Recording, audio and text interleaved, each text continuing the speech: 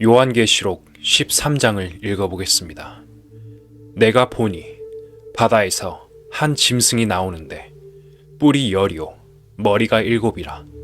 그 뿔에는 10 면류관이 있고 그 머리들에는 참람된 이름들이 있더라. 내가 본 짐승은 표범과 비슷하고 그 발은 곰의 발 같고 그 입은 사자의 입 같은데 용이 자기의 능력과 보좌와 큰 권세를 그에게 주었더라. 그의 머리 하나가 상하여 죽게 된 것 같더니 그 죽게 되었던 상처가 나음에 온 땅이 이상히 여겨 짐승을 따르고 용이 짐승에게 권세를 주므로 용에게 경배하며 짐승에게 경배하여 가로되 누가 이 짐승과 같으뇨 누가 능히 이로 더불어 싸우리요 하더라. 또 짐승이 큰 말과 참람된 말하는 입을 받고 또 42달 일할 권세를 받으니라. 짐승이 입을 벌려 하나님을 향하여 회방하되 그의 이름과 그의 장막 곧 하늘에 거하는 자들을 회방하더라. 또 권세를 받아 성도들과 싸워 이기게 되고 각 족속과 백성과 방언과 나라를 다스리는 권세를 받으니 여기 이상한 일이 있습니다. 예수님이 이 세상에 재림하시기 전에 벌어지는 큰 환난 중에 바다에서 짐승이 하나 나오는데 머리는 7이고 뿔이 10개가 있는 짐승입니다. 그 뿔에는 10 면류관이 있고 그 머리들에는 참람된 이름들이 있다고 했습니다. 그 짐승은 표범과 비슷하고 발은 곰의 발 같습니다. 짐승마다 가지고 있는 무서운 것이 다 있습니다. 그 짐승의 발톱은 곰의 발 같고 입은 사자 같다고 했습니다. 그리고 용이 나옵니다. 그 용은 아담에게 선악과를 먹게 해서 하나님이 아담에게 주신 세상을 다스리는 권세를 빼앗은 사탄인 뱀입니다. 그 용이 자기의 능력과 보좌와 큰 권세를 그 짐승에게 주어서 사탄의 권세를 받아서 이 세상에 나타나게 됩니다. 그의 머리 하나가 상하여 죽게 된 것 같다가 죽게 되었던 상처가 낫자 온 땅이 이상히 여겨 짐승을 따른다고 되어 있습니다. 그의 머리 하나가 상하여 죽게 된 것 같더니 그 죽게 되었던 상처가 나음에 온 땅이 이상히 여겨 짐승을 따르고 즉 죽게 될 것 같다가 살아난 그가 이 세계를 장악하는 독재자가 되는 것입니다. 이 짐승의 정체를 정확히 알기 위해서는 다니엘서 7장을 자세히 살펴봐야 합니다. 나 다니엘이 중심에 근심하며 내 뇌 속의 이상이 나로 번민케 한지라. 내가 그 곁에 모신 자 중 하나에게 나아가서 이 모든 일의 진상을 물으매 그가 내게 고하여 그 일의 해석을 알게 하여 가로되 그 내 큰 짐승은 내 왕이라. 그 큰 짐승은 어떤 한 사람을 뜻합니다. 그리고 여기에 내 큰 짐승은 내 왕이라 라고 되어 있습니다. 그들이 세상에 일어날 것이라고 했습니다. 여기서는 내 짐승에 대한 이야기를 했습니다. 계속해서 읽어보겠습니다. 지극히 높으신 자의 성도들이 나라를 얻으리니 그 누림이 영원하고 영원하고 영원하리라. 이에 내가 넷째 짐승의 진상을 알고자 하였으니 곧 그것은 모든 짐승과 달라서 심히 무섭고 그 이는 철이요 그 발톱은 노시며 먹고 부서뜨리고 나머지는 발로 밟았으며 또 그것의 머리에는 10 뿔이 있고 그 외에 또 다른 뿔이 나오매 새 뿔이 그 앞에 빠졌으며 그 뿔에는 눈도 있고 큰 말하는 입도 있고 그 모양이 동류보다 강하여 보인 것이라. 내가 본즉 이 뿔이 성도들로 더불어 싸워 이기었더니 옛적부터 항상 계신 자가 와서 지극히 높으신 자의 성도를 위하여 신원하였고 때가 이름에 성도가 나라를 얻었더라. 성도가 나라를 얻는다는 말은 예수님이 재림하시면서 성도의 나라가 된다는 뜻입니다. 모신 자가 이처럼 이르되 넷째 짐승은 곧 땅의 넷째 나라인데 자, 여기 해석이 정확하게 나옵니다. 넷째 짐승은 넷째 나라입니다. 이는 모든 나라보다 달라서 천하를 삼키고 밟아 부서뜨릴 것이며 그 열뿔은 이 나라에서 일어날 열왕이요 그 후에 또 하나가 일어나리니 그는 먼저 있던 자들과 다르고 또 새 왕을 복종시킬 것이며 지금으로부터 2600년 전에 첫째 짐승이라 불리는 나라가 일어났는데 바로 바벨론 제국입니다. 현재의 이라크입니다. 바벨론의 느부갓네살 왕이 중동 일대를 점령했습니다. 그 느부갓네살 왕이 첫째 짐승입니다. 바벨론은 굉장했던 나라입니다. 느부갓네살 왕 통치 때 바그다그에 성을 쌓았는데 그 넓이가 마차 4대가 나란히 갈 정도로 넓었습니다. 그 성 위에 길을 닦고 높은 성을 쌓았는데 성 둘레가 아주 길었습니다. 그만큼 큰 도성이었어요. 후세인 대통령이 옛날 그 바벨론의 영광을 다시 찾자는 운동을 전개해서 쿠웨이트를 침공했었지요. 미국과 여러 연합국에 의해서 실패했지만 말입니다. 두 번째 짐승은 페르시아 제국, 현재의 이란을 가리킵니다.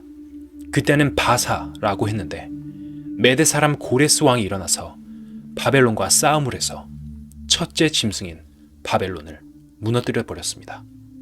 그래서 페르시아 시대로 들어갑니다. 페르시아 제국이 또 중동 일대의 세계를 지배합니다. 페르시아는 지금으로부터 2500여 년 전에 건국된 나라인데 그 나라가 바벨론을 대신해서 그 지역을 지배하게 되었습니다. 셋째 나라는 헬라 제국입니다. 헬라의 알렉산더 대왕이 페르시아와 오랜 싸움을 벌이게 됩니다. 오랫동안 페르시아와 싸우다가 드디어 페르시아를 점령했습니다. 그래서 알렉산더 대왕이 전 세계를 지배하다시피 하면서 인도까지 점령을 했어요. 그러다가 알렉산더 대왕이 죽고 그 나라는 4나라로 갈라졌습니다. 그 다음 넷째 나라입니다. 이쯤 되면 이제 넷째 나라가 어느 나라인지 짐작하실 것 같습니다. 바로 로마 제국입니다. 줄리어스 시저가 로마 제국을 통일하고 세계를 통치하게 됩니다. 이때를 이방인의 시대라고 말합니다. 느부갓네살 왕이 예루살렘을 점령한 이후부터 예루살렘은 바벨론, 바사, 헬라, 로마 이렇게 4제국에 의해서 지배를 당하는 이방인의 시대로 들어갔습니다. 누가복음 2장에 보면 예수님이 탄생하실 때 가이사 아구스도가 로마 황제로서 세계에 명령을 합니다. 가이사라는 말은 시저라는 말입니다. 시저 아구스도가 전 세계에 명령을 내려서 호적을 하라고 할 때 예수님을 잉태한 마리아도 나사렛에서 베들레헴으로 가서 예수님을 낳게 됩니다. 로마가 가장 강한 나라로 가장 오랫동안 지속됩니다. 이 로마라는 나라가 지속되다가 나중에 교황이 로마 제국을 대신해서 통치하게 됩니다. 이렇게 해서 4큰 짐승인 4왕, 즉 역사 속에 실제로 존재했던 4개의 나라가 나타날 것을 예언했던 하나님의 말씀에 대해 알아봤습니다.